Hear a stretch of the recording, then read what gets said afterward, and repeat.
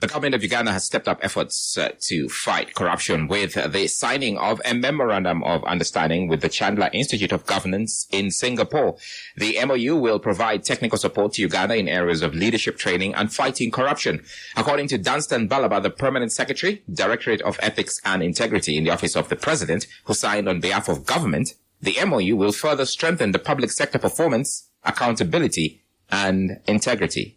And this one here, we are particularly going to look at the integrity scorecard that the Directorate for Ethics and Integrity will be undertaking with you, which is the major basis of this memorandum and even for all the others. And that is why the Internal Auditor General is here, because he is going to be key in undertaking this assessment, working hand in hand with you and all the other MDAs.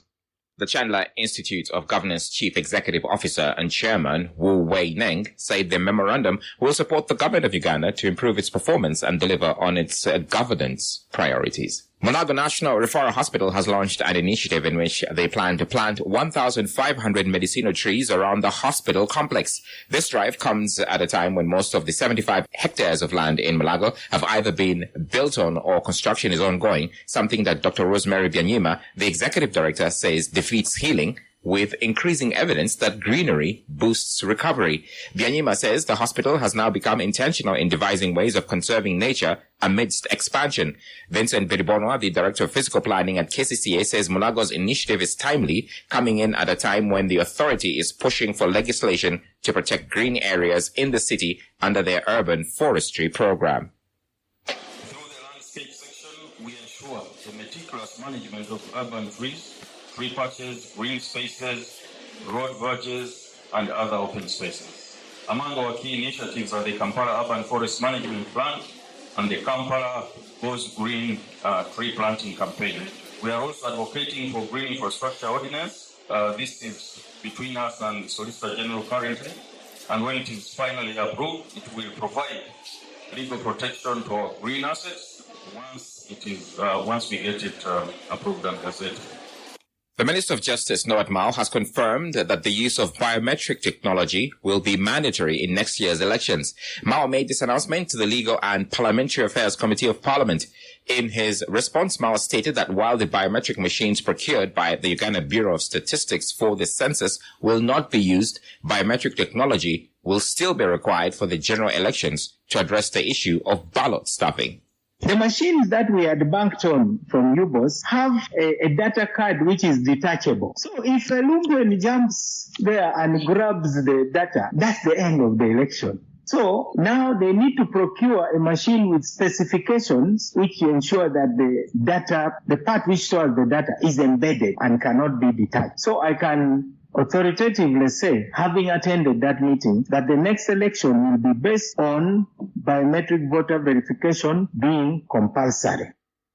5 people are admitted and isolated at Kabale Regional Referral Hospital after a suspected outbreak of anthrax in Kabale district. The disease has been reported in Chanamira and Bohara sub-counties. The disease has also killed 7 cows, according to a report from the Office of the District Veterinary Officer.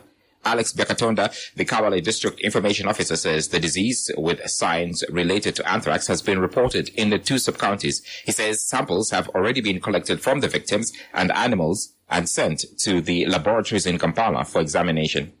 It is actually very true, but the veterinary office have sent samples to the laboratories in Kampala, so they have not confirmed. We are expecting that they are going to confirm either by the end of today. It is suspected to be anthrax, although they don't have, of course, we are not the ones that confirm. That one is always confirmed from Kampala. When it is confirmed, of course, we shall inform you. But it is true, the diseases the cows are dying in Chanamira and then Bohara. Investors wishing to establish factories and related facilities at the Kabale Petro-based industrial park will have to pay 5,560 shillings per square meter of land per year. The figure, referred to by the government as a service fee, was approved by Cabinet on Monday for those who will be establishing general industries and commercial premises. The government intends to establish a Petro-based industrial park at Kabale in Hoima district next to Kabalega International Airport, where the government oil refinery will be the major project. Chris Badamunsi Kasozi, the Minister for ICT and National Guidance, said the fee was proposed by the Ministry of Energy and Mineral Development and approved by Cabinet. The park, to be managed by the Uganda National Oil Company, is expected to attract investments in different petroleum products and byproducts, as well as other industries that will feed the petrochemical factories. For more stories and the latest updates, log on to SanyoFM.com.